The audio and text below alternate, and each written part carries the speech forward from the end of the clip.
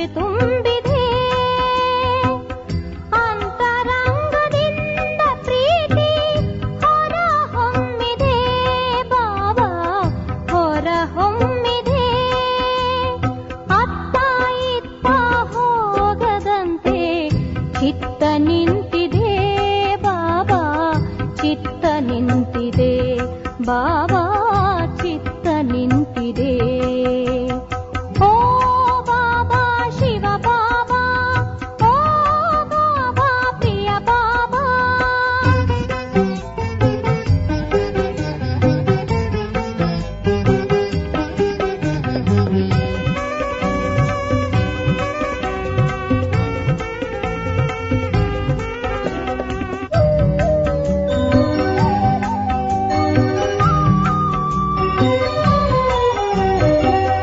ದೇಹವೆಂಬ ಮಿಥ್ಯ ಜ್ಞಾನ ಅಳಿದು ಹೋಗಿದೆ,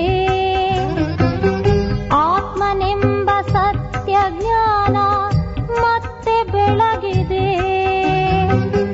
ಸಿಂಧುವಾದ ನಿನ್ನ ನೆನಪಲ್ಲಿ ಬಾಳು ಸಾಗಿದೆ. ಅತ್ತ ಇತ್ತ ಹೋಗದಂತೆ ಚಿತ್ತ ನಿಂತಿದೆ ಬಾಬಾ, ಚಿತ್ತ ನಿಂತಿದೆ. ಓ ಬಾಬಾ ಶಿವ ಬಾಬಾ, ಓ ಬಾಬಾ ಪ್ರಿಯ ಬಾಬಾ.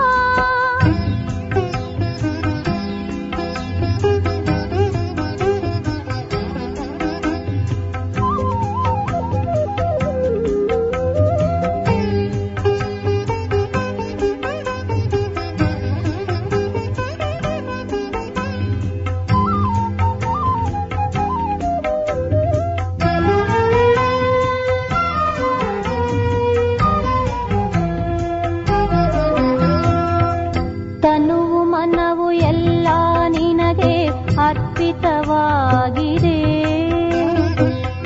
ಯೋಗಿಯಾಗಿ ತ್ಯಾಗಿಯಾಗಿ ಶರಣು ಹೋಗಿದೆ.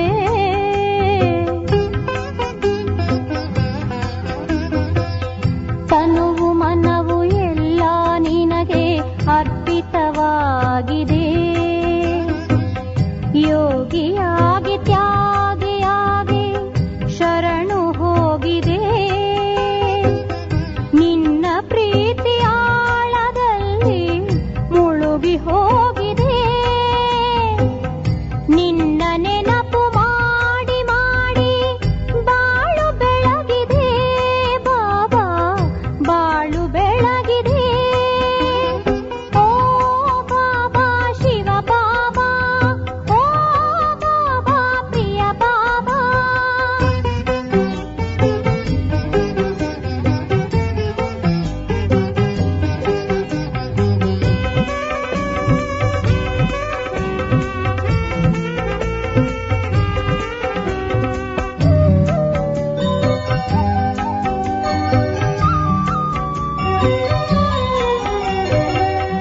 ಕಾಮ ಕ್ರೋಧ ಲೋಭ ಮೋಹ ಅಳಿದು ಹೋಗಿದೆ. ಸತ್ಯ ಶಾಂತಿ ಪ್ರೇಮ ನೀತಿ ಮನದಿ ತುಂಬಿದೆ. ಕರ್ಮಯೋಗಿಯಾಗಿ ನಿತ್ಯ ಬದುಕು ಸಾಗಿದೆ. ಸಂಗಮದ ಕ್ಷಣ ಕ್ಷಣವೂ ನೆನಪೆ ಉಳಿದಿದೆ. ನಿನ್ನ ನೆನಪೆ ಉಳಿದಿದೆ. ಓ ಬಾಬಾ ಶಿವ ಬಾಬಾ, ಓ ಬಾಬಾ ಪ್ರಿಯ ಬಾಬಾ, ಓ ಬಾಬಾ ಶಿವ ಬಾಬಾ, ಓ ಬಾಬಾ ಪ್ರಿಯ ಬಾಬಾ.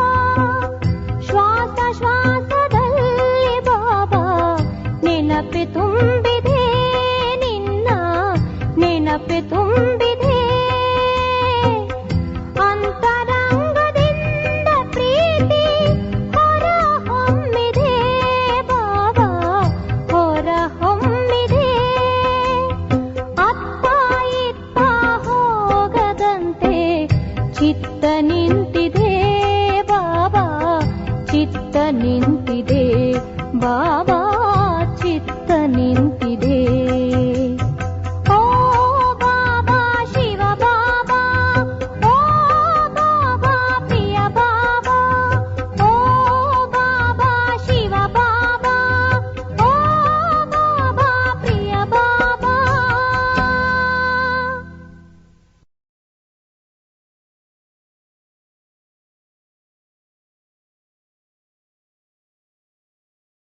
ಓಂ ಶಾಂತಿ. ಇಂದಿನ ದಿನಾಂಕ 27/9/2025. ಪ್ರಾರ್ಥ ಮುರುಳಿ ಬಾಪ್ತಾದ ಮಧುಬನ. ಮಧುರ ಮಕ್ಕಳೇ, ತಾವೀಗ ಸತ್ಯವಾದ ಪಾಠಶಾಲೆಯಲ್ಲಿ ಕುಳಿತಿದ್ದೀರಿ. ಇದು ಸತ್ಸಂಗವೂ ಆಗಿದೆ. ಇಲ್ಲಿ ನಿಮಗೆ ಸತ್ಯ ತಂದೆಯ ಸಂಘವೂ ಸಿಕ್ಕಿದೆ. ಇದು ನಿಮ್ಮನ್ನು ಪಾರು ಮಾಡುತ್ತದೆ. ಪ್ರಶ್ನೆ: ಲೆಕ್ಕಾಚಾರದ ಆಟದಲ್ಲಿ ಮನುಷ್ಯರ ತಿಳುವಳಿಕೆ ಮತ್ತು ನಿಮ್ಮ ತಿಳುವಳಿಕೆಯಲ್ಲಿ ಯಾವ ಅಂತರವಿದೆ? ಉತ್ತರ: ಯಾವ ಈ ಸುಖ ದುಃಖದ ಆಟವು ನಡೆಯುತ್ತದೆಯೋ ಇದೆಲ್ಲವನ್ನು ಪರಮಾತ್ಮನೇ ಮಾಡುತ್ತಾರೆಂದು ಮನುಷ್ಯರು ತಿಳಿಯುತ್ತಾರೆ ಮತ್ತು ನೀವು ಮಕ್ಕಳು ತಿಳಿದುಕೊಳ್ಳುತ್ತೀರಿ. ಇದು ಪ್ರತಿಯೊಬ್ಬರ ಕರ್ಮ ಲೆಕ್ಕಾಚಾರದ ಆಟವಾಗಿದೆ. ತಂದೆಯು ಯಾರಿಗೂ ದುಃಖವನ್ನು ಕೊಡುವುದಿಲ್ಲ. ಅವರು ಸುಖದ ಮಾರ್ಗವನ್ನು ತಿಳಿಸುವುದಕ್ಕಾಗಿಯೇ ಬರುತ್ತಾರೆ. ತಂದೆಯು ಹೇಳುತ್ತಾರೆ, ಮಕ್ಕಳೇ, ನಾನು ಯಾರನ್ನೂ ದುಃಖಿಯನ್ನಾಗಿ ಮಾಡಿಲ್ಲ. ಇದು ನಿಮ್ಮದೇ ಕರ್ಮಗಳ ಫಲವಾಗಿದೆ. ಗೀತೆ: ಈ ಪಾಪದ ಪ್ರಪಂಚದಿಂದ ಓಂ ಶಾಂತಿ. ಮಧುರಾತಿ ಮಧುರ ಆತ್ಮಿಕ ಮಕ್ಕಳು, ಗೀತೆಯನ್ನು ಕೇಳಿದ್ದೀರಿ. ಯಾರನ್ನು ಕರೆಯುತ್ತಾರೆ? ತಂದೆಯನ್ನು.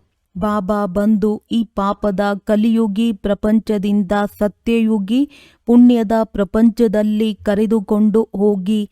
ಎಲ್ಲ ಜೀವಾತ್ಮರು ಈಗ ಕಲಿಯುಗಿಗಳಾಗಿದ್ದಾರೆ. ಅವರ ಬುದ್ಧಿಯು ಮೇಲೆ ಹೋಗುತ್ತದೆ. ತಂದೆಯು ತಿಳಿಸುತ್ತಾರೆ, ನಾನು ಯಾರಾಗಿದ್ದೇನೆ, ಹೇಗಿದ್ದೇನೆಯೋ ಯಥಾರ್ಥವಾಗಿ ನನ್ನನ್ನು ಯಾರೂ ತಿಳಿದುಕೊಂಡಿಲ್ಲ. ನಾವು ರಚಯಿತ, ಮಾಲೀಕ ಅರ್ಥಾತ್ ಬೇಅದ್ದಿನ ತಂದೆ ಮತ್ತು ಅವರ ಬೇಅದ್ದಿನ ರಚನೆಯ ಆದಿ ಮಧ್ಯ ಅಂತ್ಯವನ್ನು ಅರಿತುಕೊಂಡಿಲ್ಲವೆಂದು ಋಷಿ ಮುನಿಗಳು ಸಹ ಹೇಳುತ್ತಾರೆ.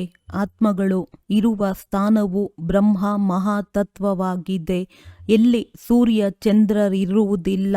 ಸೂರ್ಯ ಚಂದ್ರರು ಮೂಲವತನದಲ್ಲಾಗಲಿ ಸೂಕ್ಷ್ಮವತನದಲ್ಲಾಗಲಿ ಇರುವುದಿಲ್ಲ.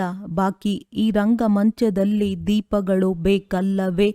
ಆದ್ದರಿಂದ ಈ ರಂಗಮಂಟಪಕ್ಕೆ ರಾತ್ರಿಯಲ್ಲಿ ಚಂದ್ರ ನಕ್ಷತ್ರಗಳ ದಿನದಲ್ಲಿ ಸೂರ್ಯನ ಬೆಳಕು ಸಿಗುತ್ತದೆ.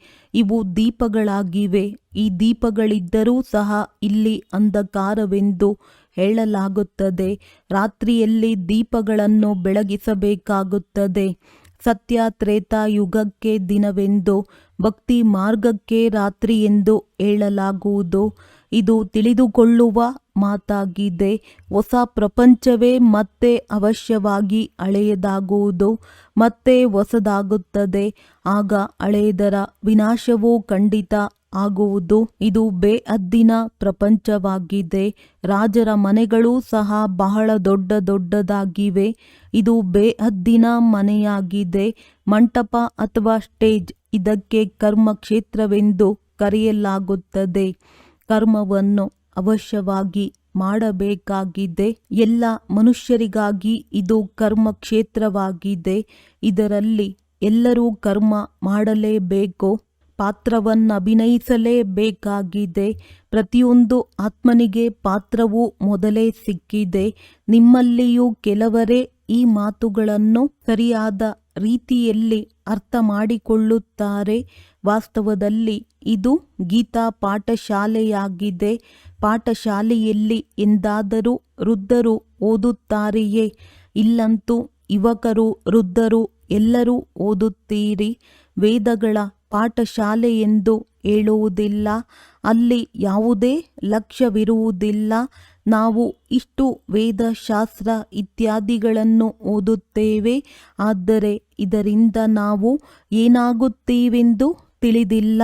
ಯಾವುದೆಲ್ಲ ಸತ್ಸಂಗಗಳಿವೆಯೋ ಎಲ್ಲಿಯೂ ಗುರಿ ಧ್ಯೇಯ ಇಲ್ಲ. ಈಗಂತೂ ಅವಕ್ಕೆ ಸತ್ಸಂಗಗಳೆಂದು ಹೇಳಿದರೆ ಸಂಕೋಚವಾಗುತ್ತದೆ. ಸತ್ಯ ತಂದೆಯು ಒಬ್ಬರೇ ಆಗಿದ್ದಾರೆ. ಸತ್ಸಂಗವು ಮೇಲೆತ್ತುವುದು, ಕೆಟ್ಟ ಸಂಘವು ಕೆಳಗೆ ಬೀಳಿಸುವುದು ಎಂದು ಇದಕ್ಕಾಗಿಯೇ ಹೇಳಲಾಗುವುದು. ಕೆಟ್ಟ ಸಂಘವು ಕಲಿಯುಗಿ ಮನುಷ್ಯರ ಸಂಘವಾಗಿದೆ. ಸತ್ ಸತ್ಯ ಸಂಘವು ಒಂದೇ ಆಗಿದೆ. ಈಗ ನಿಮಗೆ ಆಶ್ಚರ್ಯವೆನಿಸುತ್ತದೆ. ಇಡೀ ಸೃಷ್ಟಿಯ ಆದಿ ಮಧ್ಯ ಅಂತ್ಯದ ಜ್ಞಾನವನ್ನು ಹೇಗೆ ತಂದೆಯು ಕೊಡುತ್ತಾರೆ. ನಿಮಗಂತೂ ಖುಷಿಯಾಗಬೇಕು. ನೀವೀಗ ಸತ್ಯವಾದ ಪಾಠಶಾಲೆಯಲ್ಲಿ ಕುಳಿತಿದ್ದೀರಿ. ಉಳಿದೆಲ್ಲವೂ ಅಸತ್ಯ ಪಾಠಶಾಲೆಗಳಾಗಿವೆ. ಆ ಸತ್ಸಂಗಗಳಿಂದ ಯಾವುದೇ ಗುರಿಯನ್ನು ತಲುಪುವುದಿಲ್ಲ. ಶಾಲಾ ಕಾಲೇಜುಗಳಿಂದಲಾದರೂ ಏನಾದರೊಂದು ಸಾಧನೆ ಮಾಡಿ ಬರುತ್ತಾರೆ, ಏಕೆಂದರೆ ಓದುತ್ತಾರೆ. ಉಳಿದಂತೆ ಇನ್ನೆಲ್ಲಿಯೂ ವಿದ್ಯಾಭ್ಯಾಸವಿಲ್ಲ. ಸತ್ಸಂಗಕ್ಕೂ ವಿದ್ಯೆ ಎಂದು ಹೇಳುವುದಿಲ್ಲ. ಶಾಸ್ತ್ರ ಇತ್ಯಾದಿಗಳನ್ನು ಓದಿ ತಮ್ಮ ಅಂಗಡಿಗಳನ್ನು ತೆರೆದು ಕುಳಿತಿದ್ದಾರೆ. ಅದರಿಂದ ಹಣ ಸಂಪಾದಿಸುತ್ತಾರೆ. ಸ್ವಲ್ಪ ಗ್ರಂಥವನ್ನು ಕಲಿತರೂ ಸಹ ಗುರುದ್ವಾರವನ್ನು ತೆರೆದು ಕುಳಿತು ಬಿಡುತ್ತಾರೆ. ಹೀಗೆ ಎಷ್ಟೊಂದು ತೆರೆಯುತ್ತಾರೆ. ಗುರುವಿನ ದ್ವಾರ ಅರ್ಥಾತ್ ಮನೆ ಎಂದು ಹೇಳುತ್ತಾರಲ್ಲವೇ. ಬಾಗಿಲು ತೆರೆದೊಡನೆಯೇ ಹೋಗಿ ಶಾಸ್ತ್ರಗಳನ್ನು ಓದುತ್ತಾರೆ. ನಿಮ್ಮ ಗುರುದ್ವಾರವು ಮುಕ್ತಿ ಮತ್ತು ಜೀವನ್ಮುಕ್ತಿ ಧಾಮವಾಗಿದೆ. ಇದು ಸದ್ಗುರುವಿನ ದ್ವಾರವಾಗಿದೆ. ಸದ್ಗುರುವಿನ ಹೆಸರೇನು? ಅಕಾಲ ಮೂರ್ತಿ. ಸದ್ಗುರುವಿಗೆ ಅಕಾಲ ಮೂರ್ತಿ ಎಂದು ಹೇಳುತ್ತಾರೆ. ಅವರು ಬಂದು ಮುಕ್ತಿ ಜೀವನ್ಮುಕ್ತಿಯ ದ್ವಾರವನ್ನು ತೆರೆಯುತ್ತಾರೆ. ಅಕಾಲ ಮೂರ್ತಿಯಲ್ಲವೇ. ಯಾರನ್ನು ಕಾಲವು ಕಬ್ಬಳಿಸಲು ಸಾಧ್ಯವಿಲ್ಲ. ಆತ್ಮವು ಬಿಂದುವಾಗಿದೆ. ಅದನ್ನು ಕಾಲವು ಮೃತ್ಯು ಹೇಗೆ ಕಬ್ಬಳಿಸುವುದು? ಆ ಆತ್ಮವು ಶರೀರವನ್ನು ಬಿಟ್ಟು ಹೊರಟು ಹೋಗುತ್ತದೆ. ಆತ್ಮವು ಒಂದು ಶರೀರವನ್ನು ಬಿಟ್ಟು ಹೋಗಿ ಇನ್ನೊಂದನ್ನು ತೆಗೆದುಕೊಳ್ಳುವುದು. ಅಂದ ಮೇಲೆ ಇದರಲ್ಲಿ ಅಳುವುದೇನಿದೆ ಎಂಬ ಮಾತನ್ನು ತಿಳಿದುಕೊಳ್ಳುತ್ತಾರೆಯೇ? ಇದನ್ನು ನೀವು ತಿಳಿದುಕೊಂಡಿದ್ದೀರಿ. ಅನಾದಿ ನಾಟಕವು ಮಾಡಲ್ಪಟ್ಟಿದೆ. ಪ್ರತಿಯೊಬ್ಬರೂ ಪಾತ್ರವನ್ನಭಿನಯಿಸಲೇಬೇಕಾಗಿದೆ. ತಂದೆಯು ತಿಳಿಸಿದ್ದಾರೆ, ಸತ್ಯಯುಗದಲ್ಲಿ ನಷ್ಟಮೋಹಿಗಳಿರುತ್ತಾರೆ. ಮೋಹಜೀತರಾಜನ ಕಥೆಯಿದೆಯಲ್ಲವೇ. ಪಂಡಿತರು ತಿಳಿಸುತ್ತಾರೆ. ಮಾತೆಯರೂ ಸಹ ಕೇಳಿ ಕೇಳಿ ಅನ್ಯರಿಗೆ ತಿಳಿಸಲು ಗ್ರಂಥವನ್ನಿಟ್ಟುಕೊಂಡು ಕುಳಿತು ಬಿಡುತ್ತಾರೆ. ಬಹಳ ಮಂದಿ ಹೋಗಿ ಕೇಳುತ್ತಾರೆ. ಅದಕ್ಕೆ ಕನರಸವೆಂದು ಹೇಳುತ್ತಾರೆ. ಡ್ರಾಮಾದ ಪ್ಲಾನ್ ಅನುಸಾರ ಮನುಷ್ಯರು ಹೇಳುತ್ತಾರೆ, ನಮ್ಮ ದೋಷವೇನಿದೆ? ತಂದೆಯು ತಿಳಿಸುತ್ತಾರೆ, ನನ್ನನ್ನು ದುಃಖದಲ್ಲಿರುವಾಗ ಕರೆದುಕೊಂಡು ಹೋಗಿ ಎಂದು ನೀವು ಕರೆದಿರಿ. ಆದ್ದರಿಂದ ನಾನೀಗ ಬಂದಿದ್ದೇನೆ. ಅಂದ ಮೇಲೆ ನಾನು ಹೇಳುವುದನ್ನು ಕೇಳಬೇಕಲ್ಲವೇ? ತಂದೆಯು ಮಕ್ಕಳಿಗೆ ತಿಳಿಸಿಕೊಡುತ್ತಾರೆ. ಒಳ್ಳೆಯ ಮತವನ್ನು ಕೊಡುತ್ತಾರೆ. ಅದನ್ನು ತೆಗೆದುಕೊಳ್ಳಬೇಕಲ್ಲವೇ? ಆದರೆ ನಿಮ್ಮದೇನೂ ದೋಷವಿಲ್ಲ. ಇದು ನಾಟಕದಲ್ಲಿದ್ದು ರಾಮರಾಜ್ಯ ರಾವಣ ರಾಜ್ಯದ ಆಟವು ಮಾಡಲ್ಪಟ್ಟಿದೆ. ಆಟದಲ್ಲಿ ಯಾರಾದರೂ ಸೋಲುತ್ತಾರೆಂದರೆ ಅವರ ದೋಷವೇನಿದೆ? ಸೋಲು ಮತ್ತು ಗೆಲುವಾಗುತ್ತದೆ. ಇದರಲ್ಲಿ ಯುದ್ಧದ ಮಾತಿಲ್ಲ. ನಿಮಗೆ ರಾಜಧಾನಿ ಇತ್ತು. ಈ ಮಾತು ಮೊದಲು ನಿಮಗೆ ತಿಳಿದಿರಲಿಲ್ಲ. ನೀವೀಗ ತಿಳಿದುಕೊಳ್ಳುತ್ತೀರಿ. ಯಾರು ಸೇವಾದಾರಿಗಳಿದ್ದಾರೆಯೋ ಅವರ ಹೆಸರು ಪ್ರಸಿದ್ಧವಾಗಿದೆ. ದೆಹಲಿಯಲ್ಲಿ ಎಲ್ಲರಿಗಿಂತ ಸುಂದರವಾಗಿ ತಿಳಿಸಿಕೊಡುವವರು ಯಾರು? ಕೂಡಲೇ ಜಗದೀಶ್ ಸಹೋದರನ ಹೆಸರನ್ನು ತೆಗೆದುಕೊಳ್ಳುತ್ತೀರಿ. ನಿಮಗಾಗಿ ಮ್ಯಾಗಝೈನ್ ಅನ್ನು ಮುದ್ರಿಸುತ್ತಾರೆ. ಅದರಲ್ಲಿ ಎಲ್ಲವೂ ಬಂದು ಬಿಡುತ್ತದೆ. ಅನೇಕ ಪ್ರಕಾರದ ವಿಚಾರಗಳನ್ನು ಬರೆಯುತ್ತಾರೆ. ಬ್ರಿಜ್ಮೋಹನ್ ಸಹೋದರ ಕೂಡ ಬರೆಯುತ್ತಾರೆ. ಬರೆಯುವುದು ಸಹ ಚಿಕ್ಕಮ್ಮನ ಮನೆಯಂತಲ್ಲ. ಅವಶ್ಯವಾಗಿ ವಿಚಾರ ಸಾಗರ ಮಂಥನ ಮಾಡುತ್ತಾರೆ. ಒಳ್ಳೆಯ ಸರ್ವಿಸ್ ಮಾಡುತ್ತಾರೆ. ಈ ಮಾಸಪತ್ರಿಕೆಗಳನ್ನು ಓದಿ ಎಷ್ಟೊಂದು ಮಂದಿ ಖುಷಿ ಪಡುತ್ತಾರೆ. ಮಕ್ಕಳಿಗೂ ರಿಫ್ರೆಶ್ಮೆಂಟ್ ಸಿಗುತ್ತದೆ. ಕೆಲವರು ಪ್ರದರ್ಶನಿಯಲ್ಲಿ ಬಹಳ ತಲೆಕೆಡಿಸಿಕೊಳ್ಳುತ್ತಾರೆ. ಇನ್ನು ಕೆಲವರು ಕರ್ಮ ಬಂಧನದಲ್ಲಿ ಸಿಕ್ಕಿಕೊಂಡಿದ್ದಾರೆ. ಆದ್ದರಿಂದ ಅಷ್ಟು ಮೇಲೆತ್ತಲು ಸಾಧ್ಯವಿಲ್ಲ. ಇದಕ್ಕೂ ಡ್ರಾಮಾ ಎಂದು ಹೇಳಬಹುದು. ಅಬಲೆಯರ ಮೇಲೆ ಅತ್ಯಾಚಾರಗಳಾಗುವುದು ಡ್ರಾಮಾದಲ್ಲಿ ಪಾತ್ರವಿದೆ. ಇಂತಹ ಪಾತ್ರವನ್ನು ಏಕೆ ಅಭಿನಯಿಸಿದ್ದೀರಿ ಎಂಬ ಪ್ರಶ್ನೆಯೇ ಬರುವುದಿಲ್ಲ. ಇದು ಅನಾದಿ ಮಾಡಲ್ಪಟ್ಟ ನಾಟಕವಾಗಿದೆ. ಅದನ್ನು ಯಾರೇನೂ ಮಾಡಲು ಸಾಧ್ಯವಿಲ್ಲ. ನಾವೇನು ಅಪರಾಧ ಮಾಡಿದೆವು, ನಮಗೆ ಇಂತಹ ಪಾತ್ರವು ಸಿಕ್ಕಿದೆ ಎಂದು ಹೇಳುತ್ತಾರೆ. ಆದರೆ ಇಲ್ಲಿ ಅಪರಾಧದ ಮಾತೇ ಇಲ್ಲ, ಇದು ಪಾತ್ರವಾಗಿದೆ. ದುಃಖವನ್ನು ಸಹಿಸಲು ಅಬಲೆಯರು ಯಾರಾದರೂ ನಿಮಿತ್ತರಾಗಬೇಕಲ್ಲವೇ? ಹಾಗೆ ಹೇಳುವುದಾದರೆ ನಮಗೆ ಇಂತಹ ಪಾತ್ರವೇಕೆ ಎಂದು ಎಲ್ಲರೂ ಹೇಳತೊಡಗುತ್ತಾರೆ. ಇದು ಮಾಡಲ್ಪಟ್ಟ ನಾಟಕವಾಗಿದೆ. ಪುರುಷರ ಮೇಲೂ ಅತ್ಯಾಚಾರಗಳಾಗುತ್ತವೆ. ಈ ಮಾತುಗಳಲ್ಲಿ ಎಷ್ಟೊಂದು ಸಹನಶೀಲತೆ ಇರಬೇಕು. ಮಾಯೆಯ ವಿಘ್ನಗಳು ಬಹಳ ಬರುತ್ತವೆ. ವಿಶ್ವದ ರಾಜ್ಯ ಭಾಗ್ಯವನ್ನು ತೆಗೆದುಕೊಳ್ಳುತ್ತೀರೆಂದರೆ ಸ್ವಲ್ಪ ಪರಿಶ್ರಮವನ್ನು ಪಡಬೇಕಾಗುತ್ತದೆ. ನಾಟಕದಲ್ಲಿ ಆಪತ್ತುಗಳು, ಕಿರಿಕಿರಿ, ಏರುಪೇರುಗಳು ಎಷ್ಟೊಂದಿವೆ. ಅಬಲೆಯರ ಮೇಲೆ ಅತ್ಯಾಚಾರವೆಂದು ಬರೆಯಲ್ಪಟ್ಟ ನದಿಗಳು. ಈಗಂತೂ ಮುಂಜಾನೆ ತರಗತಿಗಾಗಿ ಸೇವಾ ಕೇಂದ್ರಗಳಿಗೆ ಹೋಗುತ್ತೀರಿ. ಸಮಯವು ಬರುವುದು ಯಾವಾಗ ನೀವು ಹೊರಗಡೆ ಹೋಗುವುದಕ್ಕೆ ಸಾಧ್ಯವಾಗುವುದಿಲ್ಲ. ದಿನ ಪ್ರತಿದಿನ ಕಳೆದಂತೆ ಕಾಲವು ಹದಗೆಡುತ್ತಾ ಹೋಗುತ್ತು. ಇದೆಲ್ಲವೂ ಆಗಲೇಬೇಕಾಗಿದೆ. ಇನ್ನೂ ಬಹಳಷ್ಟು ದುಃಖದ ದಿನಗಳು ಬಹಳ ತೀಕ್ಷ್ಣವಾಗಿ ಬರುತ್ತದೆ. ಕಾಯಿಲೆ ಇತ್ಯಾದಿಗಳಲ್ಲಿ ದುಃಖವಾದಾಗ ಭಗವಂತನನ್ನು ನೆನಪು ಮಾಡುತ್ತಾರೆ, ಕೂಗುತ್ತಾರೆ. ಈಗ ನಿಮಗೆ ತಿಳಿದಿದೆ, ಇನ್ನೂ ಕೆಲವೇ ದಿನಗಳು ಉಳಿದಿವೆ. ನಂತರ ನಾವು ನಮ್ಮ ಸುಖಧಾಮಕ್ಕೆ ಹೋಗುತ್ತೇವೆ. ಪ್ರಪಂಚದವರಿಗಂತೂ ಇದು ತಿಳಿದಿಲ್ಲ. ಈಗ ನೀವು ಮಕ್ಕಳು ಅನುಭವ ಮಾಡುತ್ತೀರಲ್ಲವೇ? ತಂದೆಯನ್ನು ಈಗ ಪೂರ್ಣ ರೀತಿಯಿಂದ ಅರಿತುಕೊಂಡಿದ್ದೀರಿ.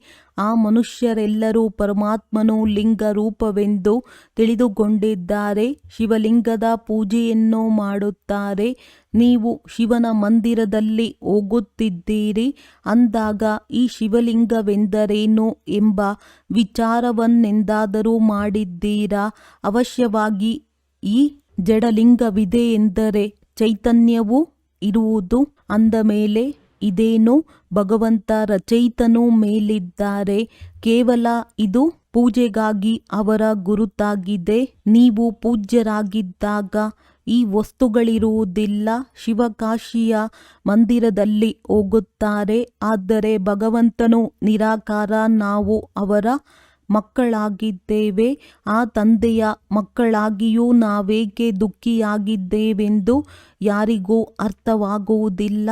ಇದು ವಿಚಾರ ಮಾಡುವ ಮಾತಲ್ಲವೇ? ಆತ್ಮವು ಹೇಳುತ್ತದೆ, ನಾವು ಪರಮಾತ್ಮನ ಸಂತಾನರಾಗಿದ್ದೇವೆ. ಅಂದ ಮೇಲೆ ನಾವೇಕೆ ದುಃಖಿಗಳಾಗಿದ್ದೇವೆ? ತಂದೆಯು ಸುಖ ಕೊಡುವವರಾಗಿದ್ದಾರೆ. ಏ ಭಗವಂತ, ನಮ್ಮ ದುಃಖವನ್ನು ಕಳೆಯಿರಿ ಎಂದು ತಂದೆಯನ್ನೇ ಕರೆಯುತ್ತಾರೆ. ಅಂದ ಮೇಲೆ ಅದನ್ನು ಹೇಗೆ ಕಳೆಯುವುದು? ಸುಖ ದುಃಖ ಇದು ತಮ್ಮ ಕರ್ಮಗಳ ಲೆಕ್ಕಾಚಾರವಾಗಿದೆ. ಸುಖಕ್ಕೆ ಪ್ರತಿಯಾಗಿ ಸುಖವನ್ನು, ದುಃಖಕ್ಕೆ ಫಲವಾಗಿ ದುಃಖವನ್ನು ಪರಮಾತ್ಮನು ಕೊಡುತ್ತಾರೆಂದು ಮನುಷ್ಯರು ತಿಳಿಯುತ್ತಾರೆ. ಎಲ್ಲವನ್ನು ಅವರ ಮೇಲೆ ಹಾಕಿಬಿಡುತ್ತಾರೆ. ತಂದೆಯು ತಿಳಿಸುತ್ತಾರೆ, ನಾನೆಂದೂ ದುಃಖವನ್ನು ಕೊಡುವುದಿಲ್ಲ. ನಾನು ಅರ್ಧಕಲ್ಪಕ್ಕಾಗಿ ಸುಖವನ್ನು ಕೊಟ್ಟು ಹೋಗುತ್ತೇನೆ. ಇದು ಸುಖ ಮತ್ತು ದುಃಖದ ಆಟವಾಗಿದೆ. ಕೇವಲ ಸುಖದ ಆಟವೇ ನಡೆಯುವಂತಿದ್ದರೆ ಮತ್ತೆ ಈ ಭಕ್ತಿ ಇತ್ಯಾದಿಗಳೇನೂ ಇರುತ್ತಿರಲಿಲ್ಲ. ಭಗವಂತನೊಂದಿಗೆ ಮಿಲನ ಮಾಡುವುದಕ್ಕಾಗಿಯೇ ಈ ಭಕ್ತಿ ಇತ್ಯಾದಿಗಳೆಲ್ಲವನ್ನು ಮಾಡುತ್ತಾರೆ. ಈಗ ತಂದೆಯು ಇದೆಲ್ಲ ಸಮಾಚಾರವನ್ನು ತಿಳಿಸುತ್ತಾರೆ. ನೀವು ಮಕ್ಕಳು ಎಷ್ಟು ಭಾಗ್ಯಶಾಲಿಗಳಾಗಿದ್ದೀರಿ. ಆ ಋಷಿ ಮುನಿ ಮೊದಲಾದವರಿಗೆ ಎಷ್ಟೊಂದು ಹೆಸರಿದೆ. ನೀವು ರಾಜ ಋಷಿಗಳು. ಅವರು ಹಠಯೋಗದ ಋಷಿಗಳಾಗಿದ್ದಾರೆ. ಋಷಿ ಅರ್ಥಾತ್ ಪವಿತ್ರರು. ನೀವು ಸ್ವರ್ಗದ ರಾಜರಾಗುತ್ತೀರಿ. ಅಂದ ಮೇಲೆ ಅವಶ್ಯವಾಗಿ ಪವಿತ್ರರಾಗಬೇಕಾಗುವುದು. ಸತ್ಯ ತ್ರೇತಾಯುಗದಲ್ಲಿ ಯಾರ ರಾಜ್ಯವಿತ್ತು ಅದು ಪುನಃ ಬರುವುದು. ಉಳಿದೆಲ್ಲರೂ ಕೊನೆಯಲ್ಲಿ ಬರುತ್ತಾರೆ. ನಾವೀಗ ಶ್ರೀಮತದನುಸಾರ ನಮ್ಮ ರಾಜ್ಯವನ್ನು ಸ್ಥಾಪನೆ ಮಾಡುತ್ತಿದ್ದೇವೆಂದು ನೀವೀಗ ಹೇಳುತ್ತೀರಿ. ಅಂದ ಮೇಲೆ ಹಳೆಯ ಪ್ರಪಂಚದ ವಿನಾಶವಾಗುವುದರಲ್ಲಿಯೂ ಸಮಯವು ಹಿಡಿಸುತ್ತದೆ ಎಲ್ಲವೇ? ಸತ್ಯಯುಗವು ಬರಲಿದೆ, ಕಲಿಯುಗವು ಹೋಗುವುದಿದೆ. ಎಷ್ಟು ದೊಡ್ಡ ಪ್ರಪಂಚವಾಗಿದೆ. ಒಂದೊಂದು ನಗರವು ಎಷ್ಟೊಂದು ಜನಸಂಖ್ಯೆಯಿಂದ ತುಂಬಿದೆ. ಧನವಂತ ವ್ಯಕ್ತಿಗಳು ಪ್ರಪಂಚವನ್ನೇ ಸುತ್ತಿ ಬರುತ್ತಾರೆ. ಆದರೆ ಇಲ್ಲಿ ಇಡೀ ಪ್ರಪಂಚವನ್ನಂತೂ ಯಾರೂ ನೋಡಲು ಸಾಧ್ಯವಿಲ್ಲ. ಸತ್ಯಯುಗದಲ್ಲಿ ನೋಡಬಹುದು. ಏಕೆಂದರೆ ಸತ್ಯಯುಗದಲ್ಲಿ ಒಂದು ರಾಜ್ಯವೇ ಇರುತ್ತದೆ, ಕೆಲವರೇ ರಾಜರಿರುತ್ತಾರೆ. ಇಲ್ಲಂತೂ ಎಲ್ಲಾದರೂ ನೋಡಿ ಎಷ್ಟು ದೊಡ್ಡ ಪ್ರಪಂಚವಾಗಿದೆ. ಇಷ್ಟು ವಿಸ್ತಾರವಾದ ಪ್ರಪಂಚವನ್ನು ಸುತ್ತಾಡುವವರು ಯಾರು? ಅಲ್ಲಿ ನಿಮಗೆ ಸಮುದ್ರದ ಮೂಲಕ ಹೋಗುವ ಅವಶ್ಯಕತೆಯೂ ಇರುವುದಿಲ್ಲ. ಅಲ್ಲಿ ಶ್ರೀಲಂಕಾ, ಬರ್ಮಾ ಇತ್ಯಾದಿಗಳಿರುತ್ತವೆಯೇ? ಇಲ್ಲ, ಇವೇನೂ ಇರುವುದಿಲ್ಲ. ಈ ಕರಾಚಿಯೂ ಇರುವುದಿಲ್ಲ. ನೀವೆಲ್ಲರೂ ಸಿಹಿ ನೀರಿನ ನದಿಗಳ ತೀರದಲ್ಲಿರುತ್ತೀರಿ. ಹೊಲಗದ್ದೆಗಳೆಲ್ಲವೂ ಇರುತ್ತದೆ. ಸೃಷ್ಟಿಯಂತೂ ದೊಡ್ಡದಾಗಿರುತ್ತದೆ. ಆದರೆ ಮನುಷ್ಯರು ಬಹಳ ಕಡಿಮೆ ಸಂಖ್ಯೆಯಲ್ಲಿರುತ್ತಾರೆ. ನಂತರ ವೃದ್ಧಿಯಾಗುತ್ತಾ ಹೋಗುತ್ತದೆ. ಮತ್ತೆ ಅಲ್ಲಿಗೆ ಹೋಗಿ ತಮ್ಮ ರಾಜ್ಯವನ್ನು ಸ್ಥಾಪನೆ ಮಾಡಿದ್ದರು. ನಿಧಾನವಾಗಿ ಅದನ್ನು ಆಕ್ರಮಿಸುತ್ತಾ ಹೋದರು. ತಮ್ಮ ರಾಜ್ಯ ಸ್ಥಾಪನೆ ಮಾಡಿದ್ದೀರಿ. ಈಗಂತೂ ಎಲ್ಲವನ್ನೂ ಬಿಡಬೇಕಾಗುವುದು. ಒಂದು ಭಾರತವಷ್ಟೇ ಯಾರ ರಾಜ್ಯವನ್ನು ಕಬಳಿಸಲಿಲ್ಲ. ಏಕೆಂದರೆ ಭಾರತವು ಮೂಲತಃ ಅಹಿಂಸಕವಾಗಿತ್ತಲ್ಲವೇ? ಭಾರತವೇ ಇಡೀ ಪ್ರಪಂಚದ ಮಾಲೀಕನಾಗಿತ್ತು. ನಂತರ ಉಳಿದೆಲ್ಲರೂ ಕೊನೆಯಲ್ಲಿ ಬಂದರು. ಅವರು ತುಂಡು ತುಂಡಾಗಿ ಮಾಡುತ್ತಾ ಹೋಗುತ್ತಾರೆ. ನೀವು ಯಾರ ಆಸ್ತಿಯನ್ನು ಕಬಳಿಸಲಿಲ್ಲ, ಬ್ರಿಟಿಷರು ಕಬಳಿಸಿದ್ದಾರೆ. ನೀವು ಭಾರತವಾಸಿಗಳನ್ನು ತಂದೆಯ ವಿಶ್ವದ ಮಾಲೀಕರನ್ನಾಗಿ ಮಾಡುತ್ತಾರೆ. ನೀವೆಲ್ಲಿಗೂ ಹೋಗಲಿಲ್ಲ. ನೀವು ಮಕ್ಕಳ ಬುದ್ಧಿಯಲ್ಲಿ ಇವೆಲ್ಲ ಮಾತುಗಳಿವೆ. ವೃದ್ಧ ಮಾತೆಯರು ಇಷ್ಟೆಲ್ಲ ತಿಳಿದುಕೊಳ್ಳಲು ಸಾಧ್ಯವಿಲ್ಲ. ತಂದೆಯು ತಿಳಿಸುತ್ತಾರೆ, ನೀವು ಏನನ್ನೂ ಓದಿಲ್ಲ. ಇದು ಒಳ್ಳೆಯದಾಗಿದೆ. ಏಕೆಂದರೆ ಈಗ ಓದಿರುವುದೆಲ್ಲವನ್ನೂ ಬುದ್ಧಿಯಿಂದ ತೆಗೆದು ಹಾಕಬೇಕಾಗಿದೆ. ಕೇವಲ ಒಂದು ಮಾತನ್ನು ಧಾರಣೆ ಮಾಡಿಕೊಳ್ಳಿ. ಮಧುರ ಮಕ್ಕಳೇ, ತಂದೆಯನ್ನು ನೆನಪು ಮಾಡಿರಿ. ಬಾಬಾ ತಾವು ಬಂದರೆ ನಾವು ಬಲಿಯಾರಿಯಾಗುತ್ತೇವೆ, ಅರ್ಪಿತರಾಗುತ್ತೇವೆ ಎಂದು ನೀವು ಹೇಳುತ್ತಿದ್ದೀರಲ್ಲವೇ? ಅಂದ ಮೇಲೆ ಈಗ ನನಗೆ ಬಲಿಯಾರಿಯಾಗಿರಿ. ಹೇಗೆ ಲೇವಾದೇವಿ ಇರುತ್ತದೆ ಎಲ್ಲವೇ? ವಿವಾಹದ ಸಮಯದಲ್ಲಿ ಸ್ತ್ರೀ ಪುರುಷರು ಒಬ್ಬರು ಇನ್ನೊಬ್ಬರ ಕೈಯಲ್ಲಿ ಉಪ್ಪನ್ನು ಕೊಡುತ್ತಾರೆ. ಇಲ್ಲಿ ತಂದೆಗೂ ಹೇಳುತ್ತೀರಿ, ಬಾಬಾ ನಾವು ತಮಗೆ ಹಳೆಯದೆಲ್ಲವನ್ನೂ ಕೊಡುತ್ತೇವೆ. ಎಲ್ಲರೂ ಮರಣ ಹೊಂದುವುದಂತೂ ಖಂಡಿತ.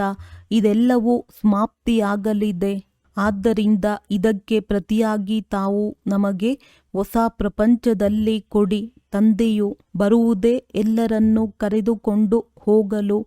ಮಹಾಕಾಲನಲ್ಲವೇ? ಇವರು ಯಾರೋ ಮಹಾಕಾಲ ಬಂದಿದ್ದಾರೆ, ಎಲ್ಲರನ್ನೂ ಓಡಿಸಿಕೊಂಡು ಹೋಗುತ್ತಿದ್ದಾರೆಂದು ಆರಂಭದಲ್ಲಿ ಸಿಂಧ್ನಲ್ಲಿಯೂ ಹೇಳುತ್ತಿದ್ದರು. ನೀವು ಮಕ್ಕಳಂತೂ ಖುಷಿಯಾಗುತ್ತೀರಿ. ತಂದೆಯು ಕರೆದುಕೊಂಡು ಹೋಗುವುದಕ್ಕಾಗಿಯೇ ಬರುತ್ತಾರೆ. ನಾವು ಖುಷಿಯಿಂದ ನಮ್ಮ ಮನೆಗೆ ಹೋಗುತ್ತೇವೆ. ಸಹನೆಯನ್ನು ಮಾಡಬೇಕಾಗುವುದು.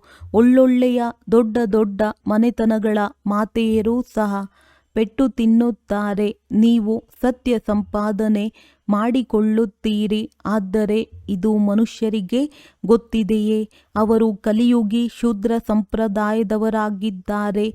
ನೀವು ಸಂಗಮ ಯುಗಿಗಳು ಪುರುಷೋತ್ತಮರಾಗುತ್ತಿದ್ದೀರಿ.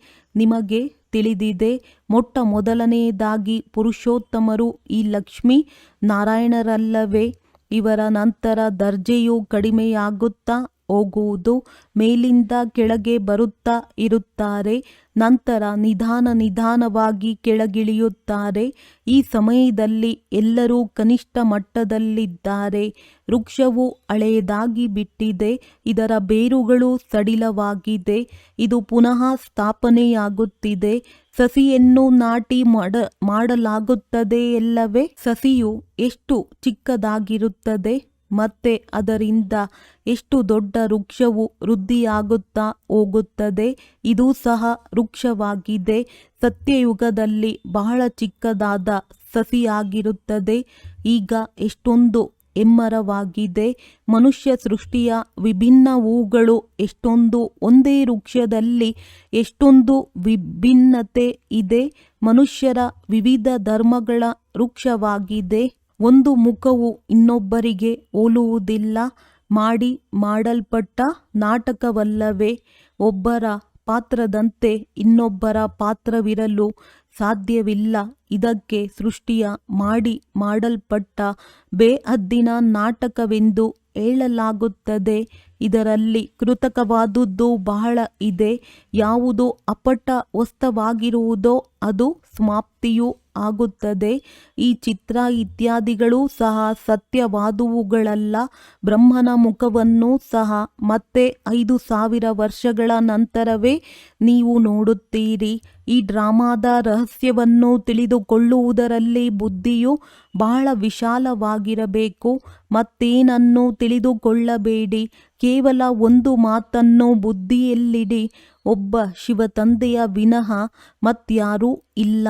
ಬಾಬಾ, ನಾವು ತಮ್ಮನ್ನೇ ನೆನಪು ಮಾಡುತ್ತೇನೆ ಎಂದು ಆತ್ಮವು ಹೇಳುತ್ತದೆ. ಇದು ಸಹಜವಲ್ಲವೇ? ಕೈಗಳಿಂದ ಕರ್ಮವನ್ನು ಮಾಡುತ್ತೀರಿ ಮತ್ತು ಬುದ್ಧಿಯಿಂದ ತಂದೆಯನ್ನು ನೆನಪು ಮಾಡುತ್ತಾ ಇರಿ. ಒಳ್ಳೆಯದು. ಮಧುರ ಅಗಲಿ ಹೋಗಿ ಮರಳಿ ಸಿಕ್ಕಿರುವ ಮಕ್ಕಳ ಪ್ರತಿ ಪಿತಾ ಬಾಪ್ ದಾದಾರವರ ನೆನಪು, ಪ್ರೀತಿ ಹಾಗೂ ಸುಪ್ರಭಾತ. ಆತ್ಮಿಕ ಮಕ್ಕಳಿಗೆ ಆತ್ಮಿಕ ತಂದೆಯ ನಮಸ್ತೆ. ಧಾರಣೆಗಾಗಿ ಮುಖ್ಯ ಸಾರ: ಸಹನಶೀಲತೆಯ ಗುಣವನ್ನು ಧಾರಣೆ ಮಾಡಿಕೊಂಡು ಮಾಯೆಯ ವಿಘ್ನಗಳಲ್ಲಿ ಪಾರಾಗಬೇಕಾಗಿದೆ. ಅನೇಕ ಆಪತ್ತುಗಳು ಬರುತ್ತವೆ, ಅತ್ಯಾಚಾರಗಳಾಗುತ್ತವೆ. ಇಂತಹ ಸಮಯದಲ್ಲಿ ಸಹನೆ ಮಾಡುತ್ತಾ ತಂದೆಯ ನೆನಪಿನಲ್ಲಿರಬೇಕಾಗಿದೆ. ಸತ್ಯ ಸಂಪಾದನೆ ಮಾಡಿಕೊಳ್ಳಬೇಕು.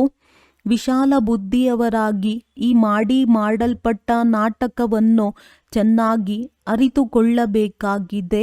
ಈ ನಾಟಕದ ಲೀಲೆಯು ಮಾಡಲ್ಪಟ್ಟಿದೆ. ಆದ್ದರಿಂದ ಇದರಲ್ಲಿ ಪ್ರಶ್ನೆಯು ಉದ್ಭವಿಸಲು ಸಾಧ್ಯವಿಲ್ಲ.